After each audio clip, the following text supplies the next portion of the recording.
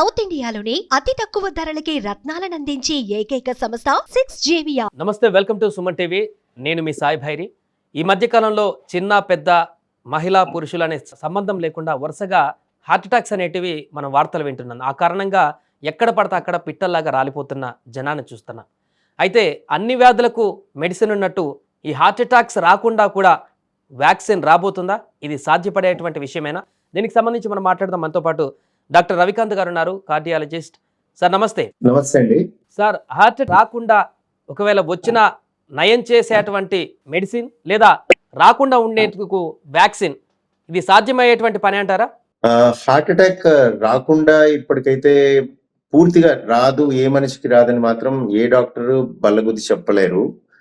ఎందుకంటే ఇది multi factorial అంటాం. అంటే హార్ట్ అటాక్ కి కారణమైన ఇది కారణం అని చెప్పేదానికంటే కూడా ఇది చేసే వాళ్ళల్లో ఎక్కువగా చూస్తామని చెప్పడమే జరుగుతుంది ఇప్పటి వరకు. అంటే ఇప్పుడు ఫర్ ఎగ్జాంపుల్ మీరు సైనైడ్ తీసుకున్న వాళ్ళు చనిపోయారు. కారణం ఏమిటి అంటే సైనైడ్ తీసుకోవటం. సిమిలర్ గా మలేరియా వచ్చిన వాళ్ళు బ్రెయిన్ కెక్కి లేకపోతే ఇంకా షాక్ లోకి వెళ్ళిపోయి ప్రాణాంతకమైంది అంటే మలేరియా వల్ల చనిపోయారని చెప్పొచ్చు.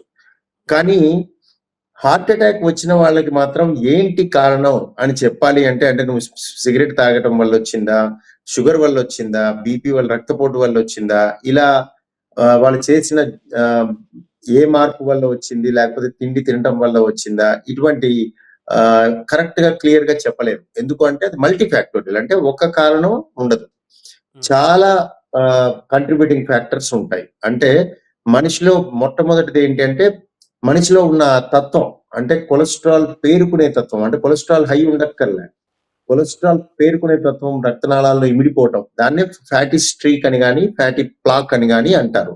సో ఇది రక్తనాళాల్లో ఇమిడిపోవటం అనేది ఒక కారణం ఉండదు, మల్టిపుల్ రీజన్స్ ఉంటాయి. దాంట్లో ఫస్ట్ థింగ్ మనిషి యొక్క జెనెటిక్ ప్రీడిస్పోజిషన్ అంటాం. అంటే ఇది కూడా చాలా మంది ఏమనుకుంటారు, పై నుంచి కిందకి సంక్రమిస్తుంది అనుకుంటారు. అలా కూడా కాదు, ఈ పర్టికులర్ పర్సన్ కు ఉన్న జీన్ కూడా కారణమయ్యే అవకాశం ఉంటుంది. సో ఒకటి అది. ఆ తర్వాత ఇక మనకు అన్ని తెలిసినవే, ఏమిటి, రక్తపోటు, మధుమేహం అంటే బ్లడ్ ప్రెషర్ లేదా షుగర్, ఇవి రెండు, కొలెస్ట్రాల్ ఎక్కువగా ఉండటం, అధిగమించి ఉండటం, పోషకాహారంలో తీసుకునే పదార్థాల్లో ఎక్కువగా ఫ్యాట్ ఉండటం, ఊబకాయం, ఒబెసిటీ, లావుగా ఉండటం, ఫిజికల్ ఇన్యాక్టివిటీ, మనిషి కదలికలు తక్కువగా ఉండటం, ఎక్సర్సైజ్ లేకపోవటం, వ్యాయామం లేకపోవటం, ఇవన్నీ కూడా కంట్రిబ్యూటింగ్ ఫ్యాక్టర్స్, రీజన్స్ కాదు. అంటే ఇది చేస్తే వస్తుంది, ఇది చేయకపోతే రాదు అని ఎవరు కూడా చెప్పలేరు.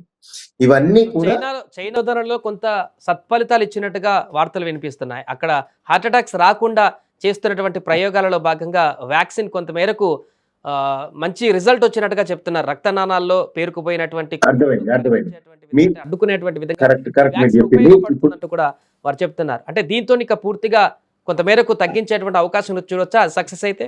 ఇది ఇంకా కూడా మైస్ లో ఉన్న స్టడీ, ఇది కరెక్ట్ గా చెప్పాలంటే యానిమల్ స్టడీ, ఇంకా మనిషిలోకే రాలేదు ఈ స్టడీ.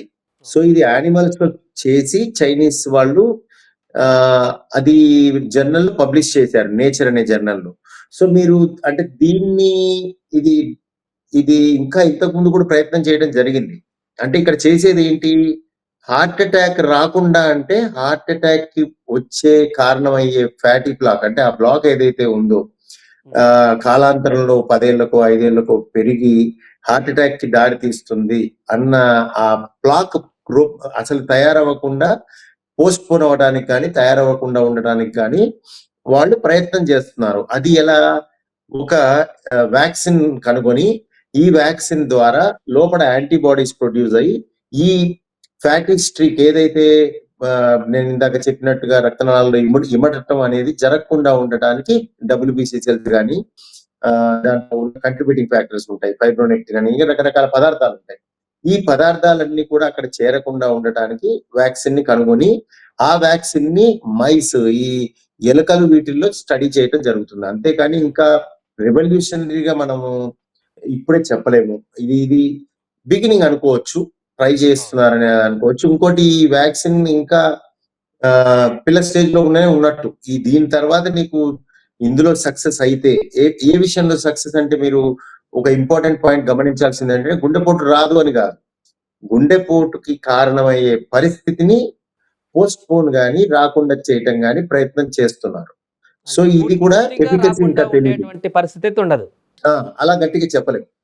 అంటే గుండెపోటు రాకుండా ఉంటుంది వ్యాక్సిన్ యేసుకుంటే అని ఉమ్, పూర్తిగా ఈ రోజున చెప్పలేం. ఇది బిగినింగ్ మాత్రమే. ఒక రకంగా బిగినింగ్ ఏదైనా స్టార్ట్ అయ్యేది ఆ విధంగానే కదా! సో, ఇది గుడ్ బిగినింగ్ అనుకోవచ్చు. కానీ నేననేది ఈ ప్రయత్నం చాలా రోజులుగా జరుగుతుంది. అంటే నేను ఇప్పుడు 20 ఏళ్ల ప్రాక్టీస్ కార్డియాలజిస్ట్‌గా ఉన్నాను. మీరు ఉమ్, దీనికి ముందు నేను స్టూడెంట్ ఉన్నప్పటి నుంచి జరుగుతుంది. ఇది ఏదైతే మీరు తీసుకున్నట్టయితే ఈ వ్యాక్సిన్ డెవలప్‌మెంట్ అనేది. బట్ ఎప్పుడు కూడా సక్సీడ్ కాలేదు. ఎందుకంటే ఉమ్, దీంట్లో అడ్డంకులు ఎందుకంటే నేను చెప్పినట్టుగా మల్టీ ఫ్యాక్టోరియల్ కాబట్టి చాలా అంటే చాలా వేరియస్ రీజన్స్, వేరియస్ ఫ్యాక్టర్స్ ఉంటాయి కాబట్టి ఈ మార్కర్స్ గాని, ఫ్యాక్టర్స్ గాని ఏవైనా చాలా ఉంటాయి కాబట్టి వీటిని ఎట్నుంచి ఏం చేయాలనేది చాలా ఇబ్బందిగా ఉంటుంది. డెవలప్ చేసే సైంటిస్ట్‌కి కూడా. So, um. ఇది బిగినింగ్ మనం అంటే ఇప్పుడే హోప్‌ఫుల్ అయిపోకూడదు. But beginning good thing.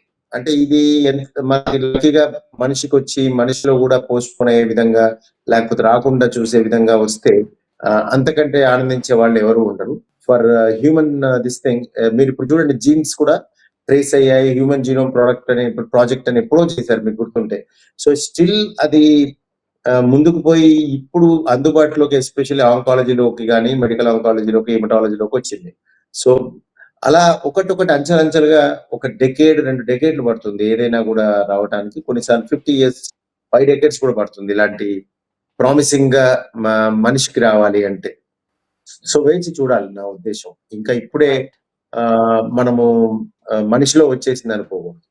Right. Thank you Ravikanth గారు. సో మొత్తానికి అది ప్రస్తుతం చైనాలో హార్ట్ అటాక్ సంబంధించినటువంటి అంటే రాకుండా ఉండేందుకు కనుక జరుగుతున్నటువంటి వ్యాక్సిన్‌లో కొంత మూవ్‌మెంట్ అయితే కనిపించినట్టుగా తెలుస్తుంది. ఎలుకలపైన కొనసాగుతున్నటువంటి ఈ పరిశోధనలు కొంత సత్ఫలితాలు ఇస్తున్నట్టుగా వారు చెప్తున్నారు. ఇది ఇంకా పూర్తి స్థాయిలో పరిశోధనలు పూర్తవ్వడానికి, అది ఇంకా పబ్లిక్‌లోకి రావడానికి చాలా కాలం పట్టేటువంటి అవకాశం ఉంది. అండ్ అసలు ఈ వ్యాక్సిన్ అనేది ఇంకా సత్ఫలితాలు అంటే ఫలించిందని చెప్పడానికి కూడా చాలా టైం పట్టేటువంటి అవకాశం ఉన్నట్టుగా కూడా చెప్తున్నారు. ఏదేమైనా కూడా హార్ట్ అటాక్‌కి సంబంధించినటువంటి జరుగుతున్న పరిశోధనలు కొంత ప్రజలకు సంతోషకరమైనటువంటి వార్తగా కనిపిస్తుంది.